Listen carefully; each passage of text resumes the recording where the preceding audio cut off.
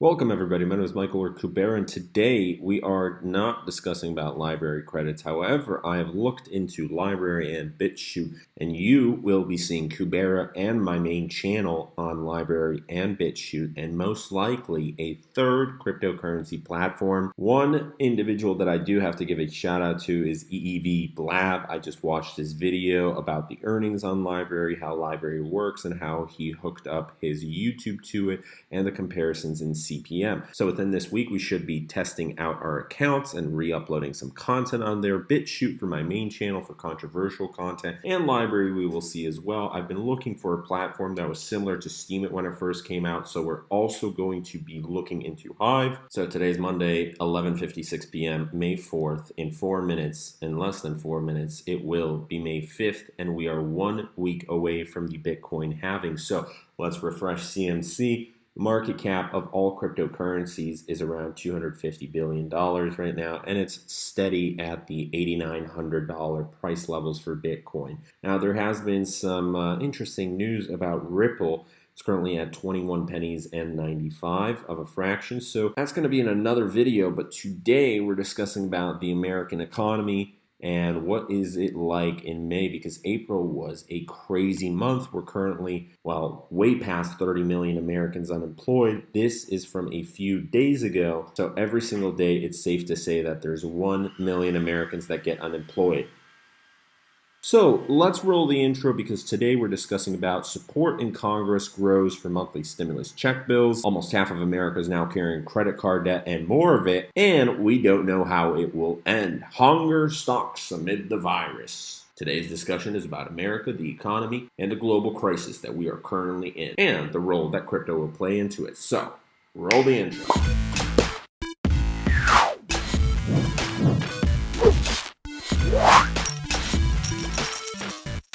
Thanks guys for joining in today. I'm very excited. The Tesla Elon Musk video did quite well, approaching 500 views on that, and I saw my CPM and AdSense jump from $2, $3, $4 per day. Not earning a lot of money from YouTube, but it's just fun to see that jump up to over $10, nearly $11, and more than 60% of that came from the Elon Musk Tesla video. So I guess YouTube liked that. We're also uploading crypto TikToks. So if you've got a TikTok, check me out on TikTok. I know it's kind of silly. My TikToks on my main channel are doing pretty well. We just hit 2,000 views with one. We don't know how it will end. Hunger stalks amid the virus, the NYT. When all this started, when the virus began stalking humanity like an animal hunting prey, when she and her husband lost their restaurant jobs overnight as the world shut down to hide, when she feared not being able to feed her family, Janeth went outside with a red kitchen towel. It was Passover. Her pastor told her about the roots of the Jewish holiday, about Israelites smearing a lamb's blood on their doors as a sign for the plagues to pass them by. So Janeth, an immigrant from Honduras, reached up to hang the red towel over the door of her family's apartment on the edge of the nation's capital. It was close enough, she figured, to show the angel of death to pass over her home. Passes by virus and passes by hunger. At night now, it's the worry over food that keeps Janeth's mind racing, and her heart, she says, hurting. I spent hours thinking about what we will do the next day, where we will find food the next day. She says weeks into the virus outbreak, her family's food and cash both dwindling. Janeth and her husband, Roberto, are part of the greatest surge in unemployment in the U.S. since the Depression, setting off a wave of hunger that is swamping food programs nationwide, and it is still going to get worse. The couple and every adult member of their extended family in the U.S. have lost their jobs in an economic lockdown prompted by the pandemic. Wait, hold on. The couple and every adult member of their extended family have lost their jobs. That is a crazy thing to read. They're among the tens of millions in America. More than 1 out of every 6 workers abruptly cut off from paychecks. The Associated Press is withholding the couple's full names because they're in the country illegally and could face deportation. Their immigration status, their problems with English, and scanty access to internet all combined to block them from accessing the U.S. government benefit programs that millions more newly jobless citizens are are able to turn to during the outbreak. So that is sad. I do come from a stance that you should come into the country legally, but if you're already here and working, I don't know, it gets tricky. Like, I'm not going to mess politics into this video. I want to throw my opinion in there. But, you know, if they got a family, if they got kids and it's hard to pay, yeah, there's thousands of these really difficult cases. What do you do in that point? These are all complex questions. So I'm not going to throw my opinion in there. You can share in the comments below what you think should happen in a situation like that, but be respectful, be nice in there. Before the pandemic, food policy experts say roughly 1 out of every 8 or 9 Americans struggle to stay fed. Now as many as 1 out of every 4 are projected to join the ranks of the hungry, said Gerard Malia, senior policy officer at the Robert Wood Johnson Foundation for Public Health. Immigrants, African Americans, Native Americans, households with young children, and newly jobless gig workers are among those most at risk, said Joel Johnson. They're more vulnerable to begin with, and this situation has just exacerbated the situation. When the global economy clamped down, Roberto, cook in his mid-30s, and Janet, who keeps water glasses filled in another restaurant and is in her mid-40s, spent $450 out of their final paychecks to stock up. Weeks later, their diminished cachet includes 2 half-full 5-pound bags of rice, an assortment of ramen noodles, a half-eaten bag of pasta, 2 boxes of cornbread mix, 4 boxes of raisins, and cans of beans, pineapple, tuna, corn, and soup. Cookies, Roberto and Janet's 5-year-old gap-toothed daughter Allison still asked them, always getting a gentle no back. Ice cream? Also no. Janet and Roberto have cut down to 1 meal a day themselves, skipping meals to keep their daughter fed. Wow! On a good day recently, after Roberto landed 4 hours of work preparing take-home meals for a grocery store, they had enough for what constitutes a feast these days. A can of refried beans, split 3 ways, and 2 eggs each, scrambled.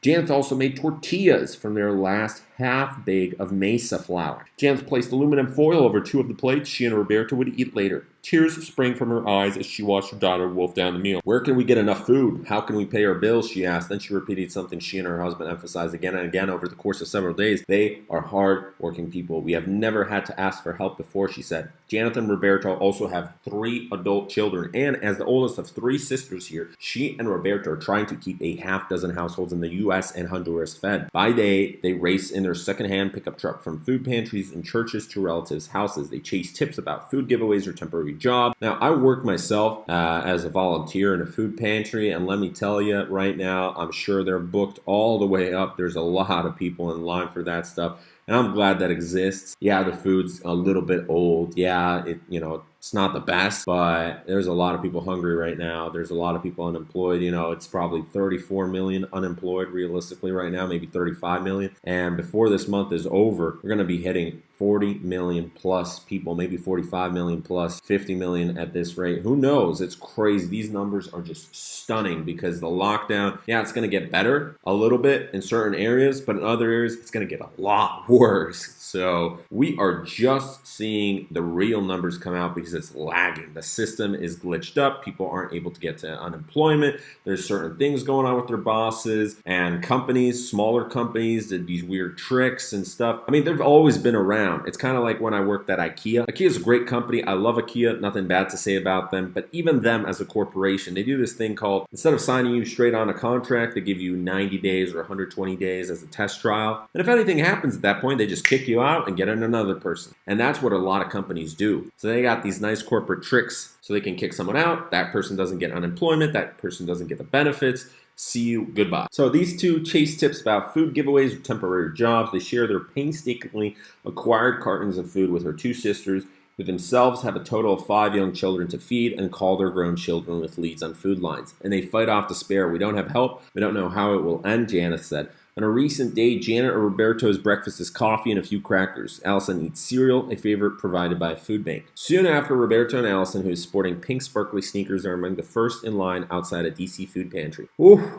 yeah, so DC is a pretty expensive area to be in.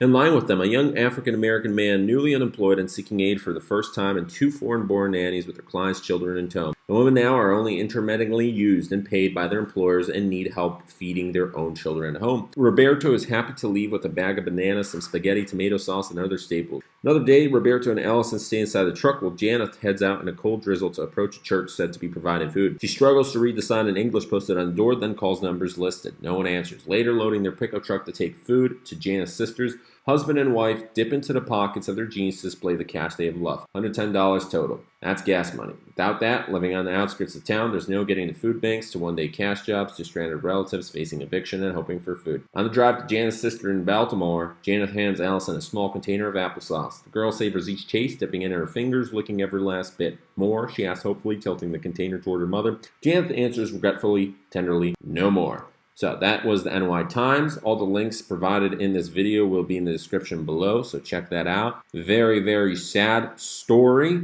And next, almost half of America is now carrying credit card debt, and more of it. I'm included in that. So 47% of Americans are carrying credit card debt, according to a survey. Almost one quarter, 23% of cardholders have added to their credit balance as a direct result of the pandemic. Now, if you have a newly acquired credit card, and you're not familiar with this, you probably should be. creditkarma.com. It's free. Check your credit score, and don't make the same mistakes that I have done and millions of others. Pay off your credit card if you're able to. Plan it out for the next few months so you're able to get a better credit score. And even if you have a bad credit score, there's certain things you can fix around it. So don't worry. You will be off in a better future. So learn about that. It's important. Millennial generation has been hit the hardest by unemployment, lack of savings, and 2 recessions during their relatively short career arcs. Up to 40% of Americans can't pay more than a minimum, and they should be seeking relief directly from credit card companies. So this is true. I, for example, had an Amex Platinum card, but I know Amex provides a service for other card members as well. You don't have to be paying the $5.50. The gold members get it as well.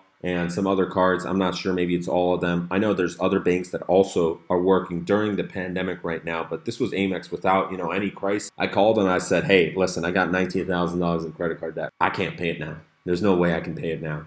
There's some things I can sell. I got a Rolex, I got some other expensive stuff. I know it's not going to cover the full $19,000, but I promise you I can pay some. And they said, okay, we're willing to work with you. And they gave me the best deal I've ever had from a credit card company. Now, I'm hating on a lot of credit card companies. I'm pro crypto, but if there's one credit card company that's helped me out a lot is Amex. Now, ultimately, I wasn't able to pay off them in full. I still owed them $6,000, but from $19,000 to $6,000, you see a huge drop. I was able to pay off a lot. And some people told me, well, you shouldn't have paid it off. You'd have money, da-da-da. But I was honest with Amex. Now, with other credit card companies, I wasn't able to pay them off, and that's why I owe more than to Amex. But to Amex, they gave me a payment plan.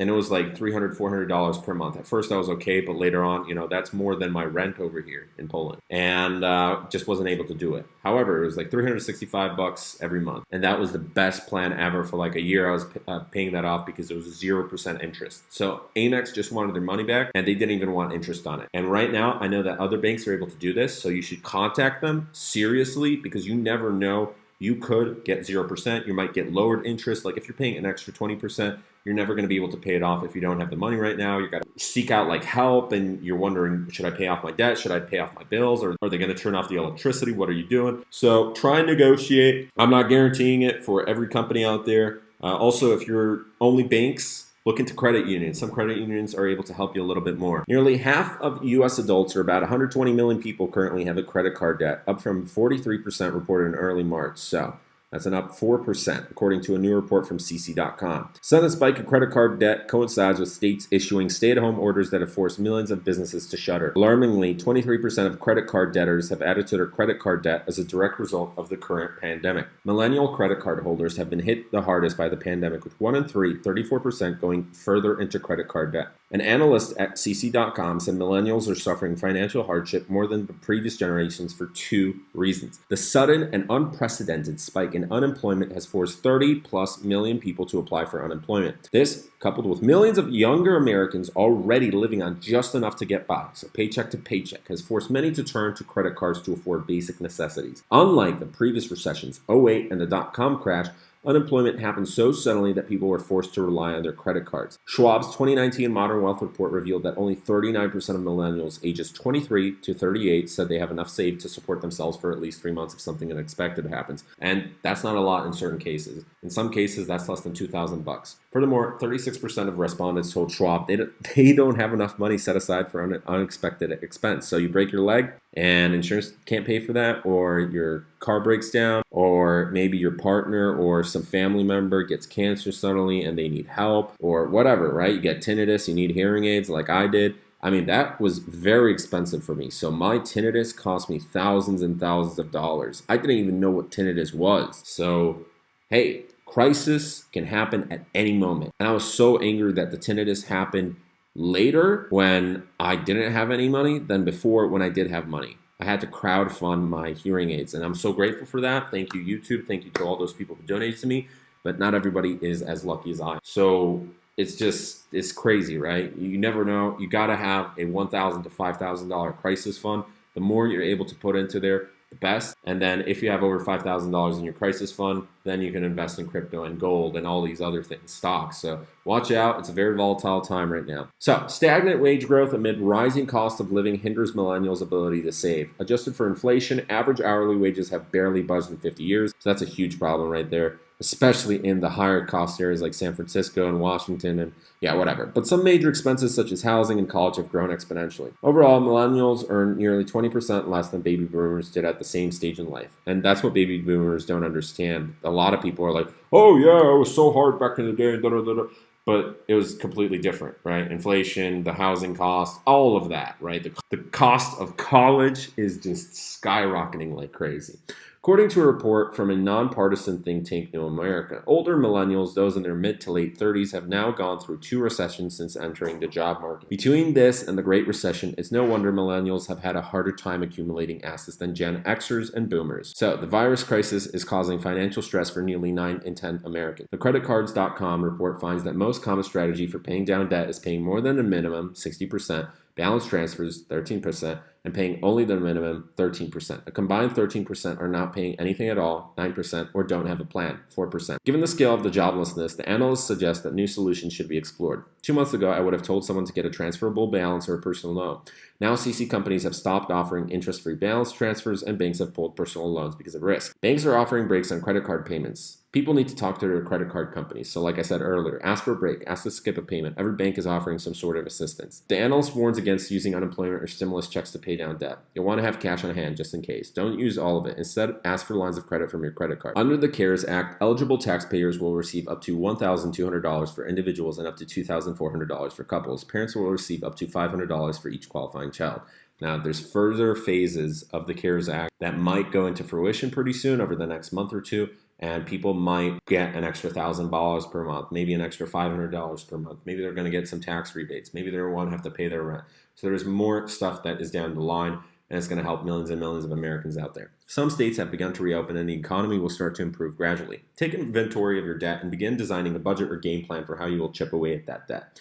So, what this analyst suggests is that the economy picks up restrictions, will start easing, balance transfers and or personal loans will become available. Once recovery begins, these avenues will come back online. Things are going to be okay. Just bundle down the hatches and stay patient, if you're able to, of course. So, the last article is from Forbes. Support in Congress grows for monthly stimulus check bill. And this is what I was talking about, the $2,000 to $1,000 per month, but it could be reduced down to $500 per month. So, it's still in the working phases. A bill to provide monthly payments of $2,000 to Americans within a certain age and income bracket proposed by Representative Tim Ryan, a Democrat from Ohio, and Representative Ro Khanna, a Democrat from California, is gaining steam with a batch of new congressional supporters. So, key facts. The Emergency Money for the People Act, introduced on April 14th with 18 Democratic co-sponsors, would provide monthly checks of $2,000 to every American 16 or older making less than $130,000 a year.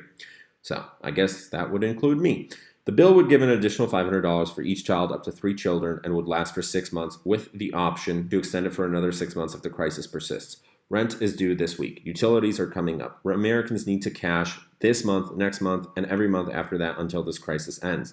So, Tim Ryan's and my plan to send $2,000 monthly checks would give Americans the cash they need to keep our local economies afloat, Khanna tweeted. Since it was introduced, the bill has gained an additional 10 Democratic co-sponsors and has been championed online by progressive groups, including supporters of former presidential candidate Andrew Yang, who proposed a similar concept in his UBI proposal. So, one of the new co-sponsors, Representative Suzanne Bonamici, on Saturday announced her support of the legislation, tweeting monthly payments of at least $2,000 during this crisis will provide more security for many families in Oregon and across the country. The bill is still in its preliminary stages, however. No senators have weighed in on it, nor has there been a CBO estimate of its cost. Stimulus checks have been a common proposal for dealing with the economic downturn spurred by the virus pandemic. The initial iteration of the CARES Act passed in March provided a one-time payment of up to $1,200 to Americans making less than $99,000 with varying payment amounts based on income and dependence. However, successive bills did not include similar stimulus check programs. So, the big number so far, and this is from a few days ago, 30.3 million. I think it's 34, 35 million right now. The proposal comes at a time of dire economic straits for Americans, as the U.S. Department of Labor said Thursday that 30.3 million Americans have been confirmed filed for unemployment in the last 6 weeks.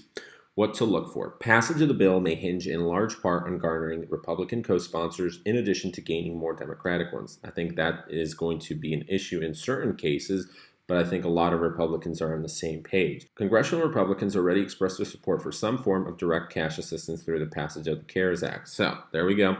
But Ryan and Canada's act would constitute a much more comprehensive program. The thing is, though, and this is a big issue, and this is why we're going to be discussing about crypto right now, is that this program is going to cost hundreds of billions of dollars per month at the very minimum. In some estimates, it's as high as $125 billion is being printed every single day by the Fed. And this is obviously going to trigger, inflation. And there will be consequences, whether it's in taxes or a higher inflation than usual. Then people will be freaking out because the dollar is going to be worth Then people will be freaking out because the dollar is going to be worth much less. And we're going to see what happens with Bitcoin after the Bitcoin halving. But currently, I think it's going to stay around the $9,000 range. It might drop a little bit. It might hit that $10,000 psychological barrier, but before it hits like $12,000 or $15,000, I think, there's going to be weeks or months. It might be in the summertime when the true aspect of the consequences of what's going on right now and what has happened last month will be revealed, where there's going to be 40, 50 million Americans unemployed, and the Dow Jones crashes, and there's going to be a lot of companies going, bankrupt. So that's today's video. My name is Michael or Kubera, and if you enjoyed it, please check out the links in the description below. Follow on TikTok, and we shall be discussing more on Library pretty soon. I'm pretty excited, so we're going to register with Library, and I guess you guys will see me on there and BitChute and other crypto platforms. So if you have a crypto platform you'd like to recommend, let me know, and we might see you guys on there. So